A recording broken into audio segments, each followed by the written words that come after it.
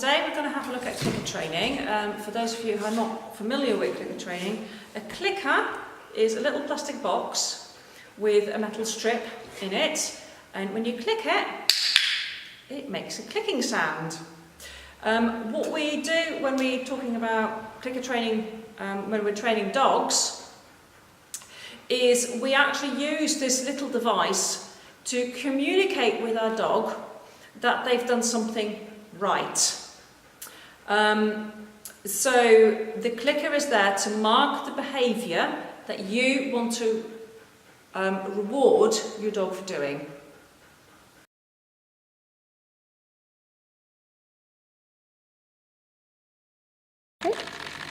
Okay, so when we are clicker training, before the dog has got used to the clicker, what we do is we do something called charging the clicker.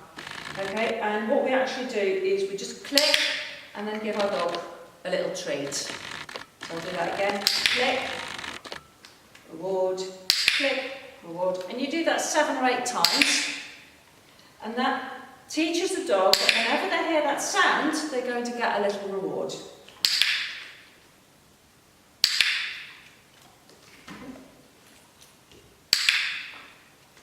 Okay. The next thing I need to mention about clicker training is that whenever your dog hears the click, you need to give your dog a treat, because they need to be able to rely on the fact that when they hear that click, they are going to get that reward.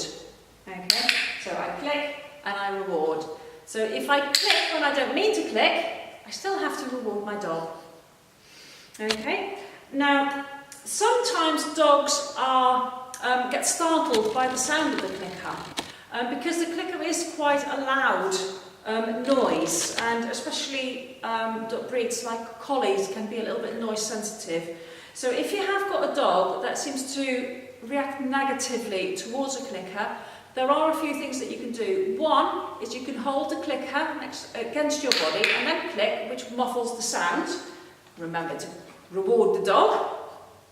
Okay, or even if you hold it behind your back and click, again, it muffles the sound, but because I've clicked, I need to give my dog a treat.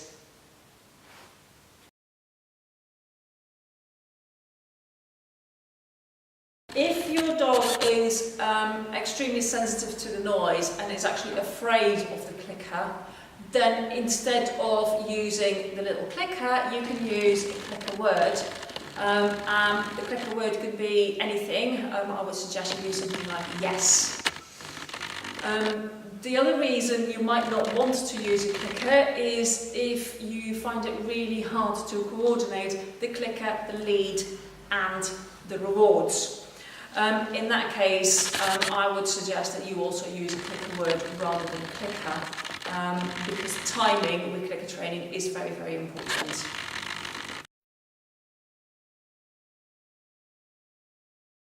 If you are going to use a clicker word rather than the actual clicker, you still need to charge up whichever word that you choose. In this case, Joe and Lainey are using yes rather than a clicker.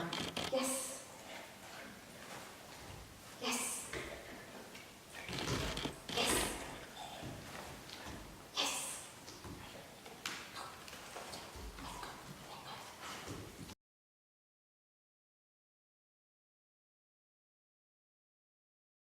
Timing is very important when we're doing clicker training. One of the things that you can do is you can do some exercises to improve your timing. One of those exercises uses a tennis ball, and basically what we're going to do is we're going to bounce the tennis ball and then click as the tennis ball hits the floor. Okay? When you're doing this, please make sure that your dog is not in the same room as you, because obviously, like I've said before, every time you click, you need to give your dog a reward. When you're actually practicing your timing with your clicker and your ball, you don't want the dog in the same room. Okay, so let's give this a go.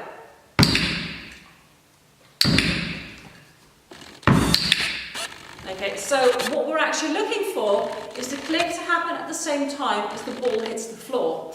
That last one, I deliberately did slower, so you can actually hear the difference of the ball bouncing and then the click.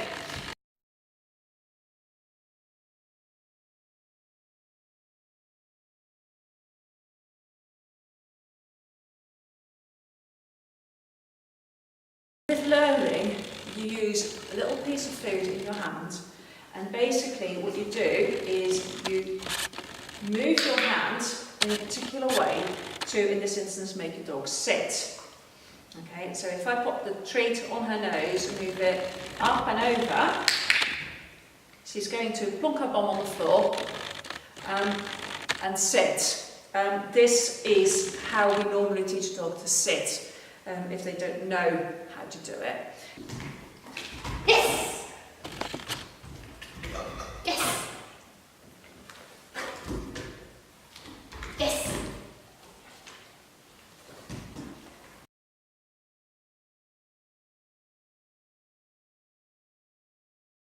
The shaping process, I've brought a target stick, and basically what I'm trying to teach Cassie, without telling her what it is that I want her to do, to touch her nose on the ball that I've fastened on the end of this stick. So I'm just going to move it down. She touches it, and she's going to get a treat. And she's going to get a treat. So I'm just going to move it. Okay, but I haven't actually told her what it is that I want her to do. So I'm just moving her around. I'm just asking her to pop her nose on there. And then every time she's going to get a touch and a reward. But she's only going to get that reward when she touches the end. Oh, God. Yes! Yes! Yes! Yes! Yes! Yes! Yes!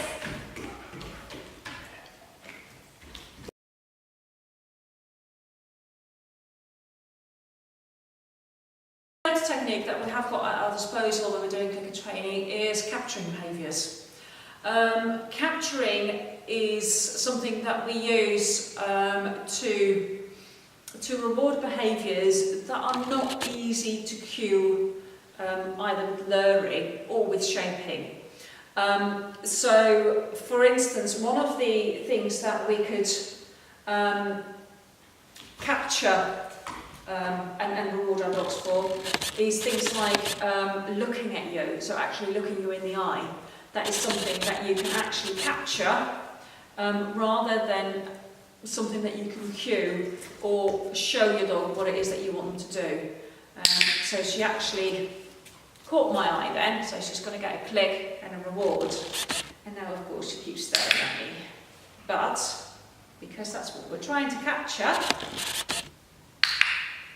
she just gets clicked and rewarded for looking at me. And what I'm looking for is really that eye contact, which is, of course, extremely difficult to see with a black dog. Okay, so she's actually flicking her eyes up at me. I don't want her to look at my hands, I want her to look me in the eye.